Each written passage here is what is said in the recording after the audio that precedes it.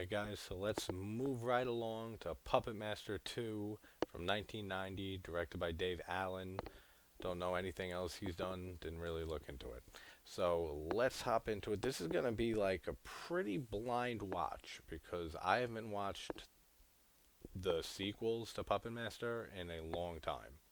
So I kind of remember that there's like a romance plot that feels so forced in this one, and it's like another team of psychics show up to the same hotel, and they're trying to find Toulon's fucking spell, and like he's dressed up like a mummy at some point. Like, I don't know. I'm pretty sure I'm right on all of that, which we'll find out very, very shortly. So let's watch Puppet Master 2, 1990.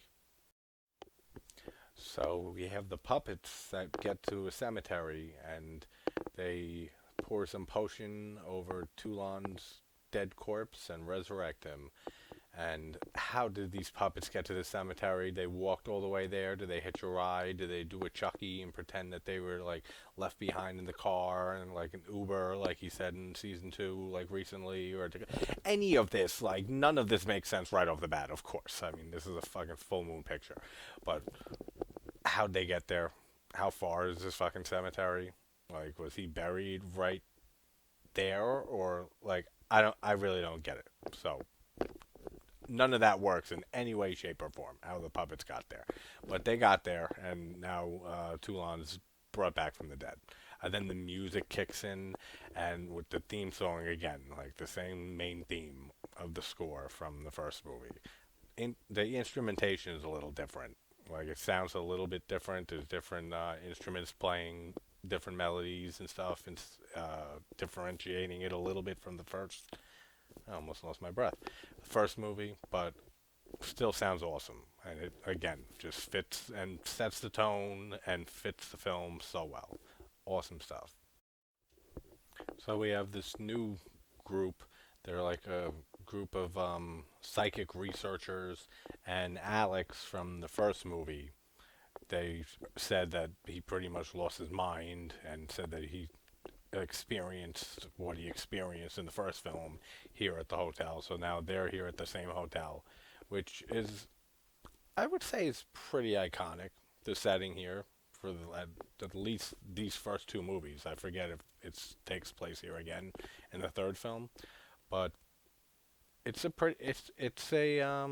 I'd say it's a pretty well known setting for people who have even just seen the first Wish. I told you that Wishmaster shit was going to happen. The first Puppet Master, like it's a pretty iconic looking hotel. But so now they're there trying to find information and see if anything Alex said has any validity to it, basically.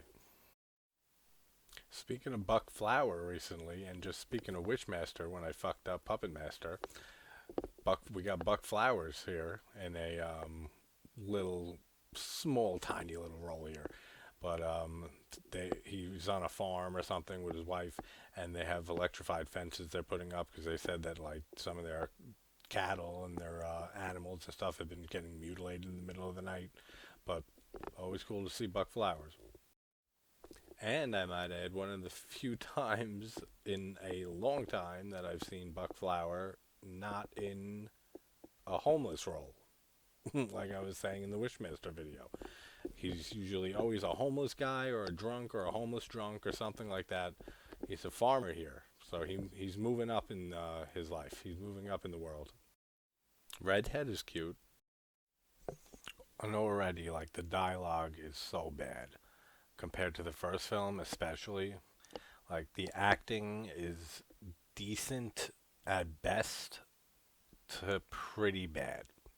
Like you can already feel a slip from the first movie. Like especially with the pacing too. Like it's kind of a lot slower to move around until we finally get the older skeptic or like fake psychic woman who said that she saw like the two puppets in the room and stuff. We get the guy who Pinhead, the strong guy, who ends up killing her. That's like the first bit of anything exciting so far. Like except hearing the music at the beginning, like always. And that it's awesome to see Jester in this one. like more, like actually being like evil and shit. So cool stuff with him.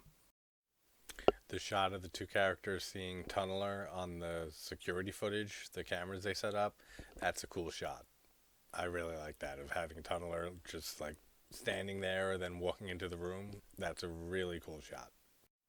That's why I was thinking in the first Puppet Master when I was thinking that the blonde who gets drilled in the head under the bed by Tunneler, you don't see anything. And I remember seeing like Tunneler's drill go into someone's head.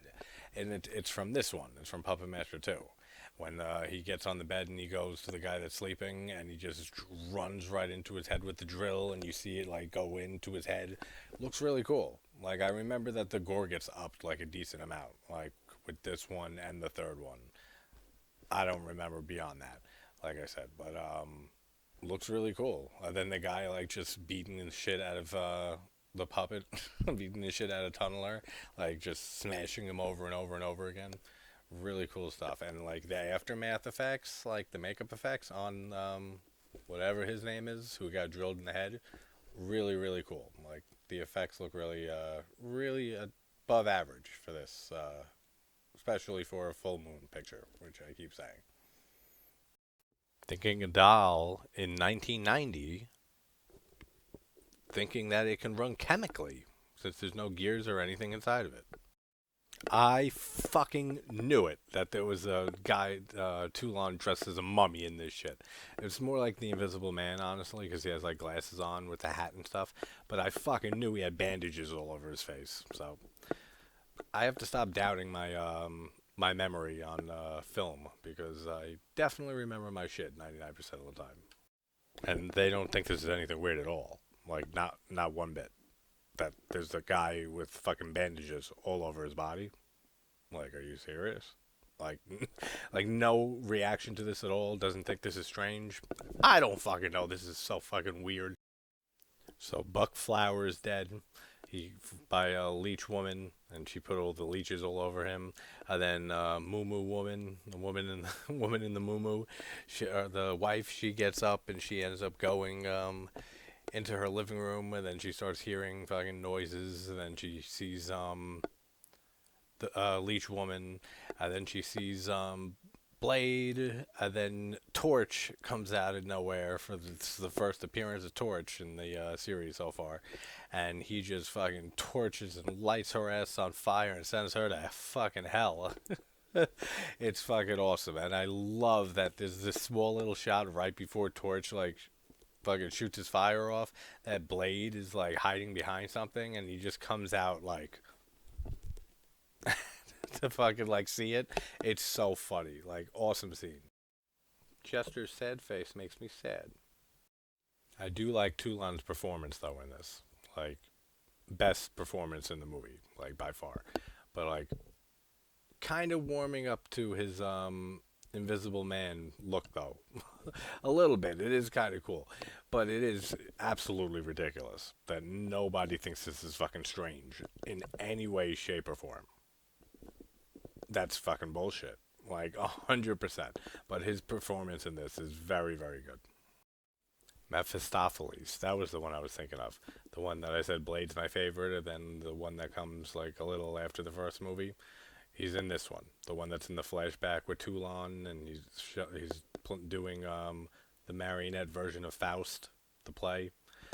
That one, like the white face with the like the orange like horns, I guess, and then like the white collar and like the sparkly fucking. That's so cool. I love the design of him. So Mephistopheles, awesome, awesome puppet. Love, love, love the design of that lizard puppet. That looks fucking sick. I wish we saw that more. Like, I hope we do in the future. But I absolutely love it. Awesome design. This motherfucker really just said, "Think of the children." In these olden times, like so many decades ago. Come on, man. Yeah, I remember this movie like more than I thought. There is the forced ass romance between the cute redheaded chick and that bleach blonde, bright blue eyes fucking guy that just comes out of nowhere. Like, and they just put them up in a room for the night. And then, like, they end up being, like, a couple and shit and fall in love, like, instantaneously. And, like, it's so fucking stupid. Like, it's so manufactured. Like, it's so bad. Like, it's really not good. Like, it's just not good. Like, at all. Like, so I don't know. That whole subplot there, that whole little romance with them doesn't work for me one bit. Like, not one bit. Anytime that somebody says to you, especially in front of the girl, and says, "Oh, isn't she just the best? It would be such a shame if something were to happen to her." Or if something, or like something like that, or like if she was injured, or like anything like that.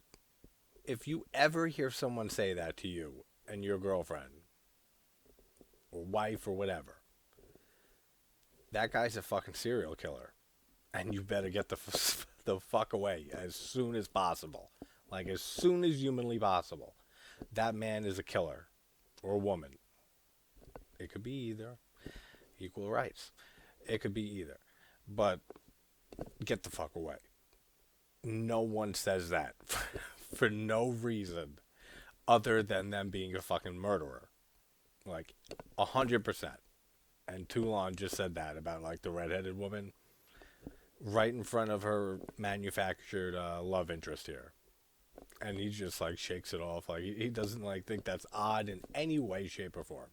That's so fucking strange. Like, there's so much dumb shit in this movie, man. I don't even say that you love me. There is no fucking chance that Torch threw that Ken doll out of the bushes. Nope. Just not happening. And see, these puppets are like almost as big as like an 8-year-old child. So when I was saying in the first one with Blade running around, no fucking chance. Like that, no one is seeing them running around and shit in a crowded ass hotel. And then especially when Blade ran into the elevator at the beginning with the couple in there. Two people in an elevator. Didn't see the fucking puppet there. That, get the fuck out of here. That is so ridiculous. But again, it's full moon. These are supposed to be ridiculous. Let's continue having fun with it, shall we? This guy writes westerns. That's what he does. He's a writer and he writes westerns. I don't see it, but alright, if he says so. Oh, the dialogue is so terrible. And just, again, like, the whole romance between them is abysmal. Like, it's just terrible. Like, again, like I said in the first movie, with repeating that dream sequence, this is even worse. Like, this is, like, extreme padding. Like, we don't need any of this. We should just have puppets murdering people all over the place. Like, that's what I want to see from a Puppet Master movie. And I hope it starts getting more like that. Because the plot of this one is just really just not interesting. Like, at all. But there are some fun things here and there. So, it is what it is. So, we're going to keep going on after this to the third one. Maybe not tonight, but at some point. But let's continue with the movie. That's right. I remember this too. And then like his wife Elsa like died somehow and he wants to bring her back. And I'm pretty sure like the main girl is he wants to turn into Elsa or something like that. If my memory serves me. But yeah, like he wants to bring his dead wife like back to life just like he's back to life so they can be together again. And these people in 1990 they're fucking checking Tunneler, the puppet, for with like thermo fucking infrared technology and shit like that. Like, get the fuck out. It is so boring. It's like it feels like shit. It feels like half soap opera. Like with this whole romance plot. It drags everything else that's good or fun in this film down. Like, a lot. So, like, so far, memory is serving me that I didn't like this one as much as the first one. Like, for sure. I remember liking the third one better. But, oh, it's so bad. And the sex scene between them and just their dialogue, everything about their whole subplot with them and their romance. Fucking terrible. She really sells that sex scene, though. She is so sexy during that fucking scene. Oh, she's so fucking gorgeous in that scene. And do these fucking puppets know how to read?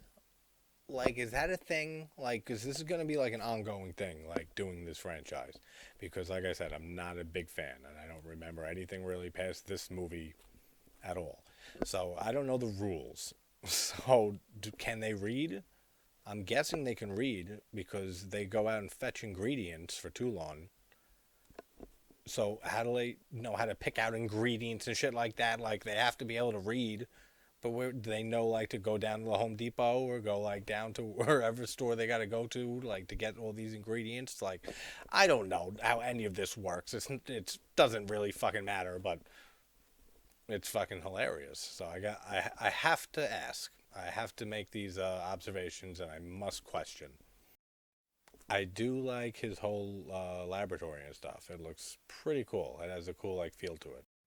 A girl named Wanda.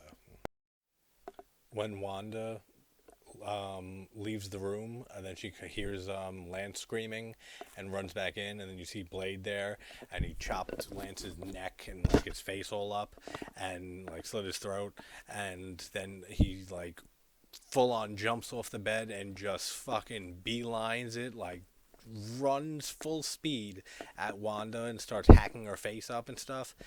Fucking awesome. That looks so cool. Like the whole when him jumping off the bed and running full sprint at her, that looks really really cool. Like it was cool how they shot that and did the stop motion and everything.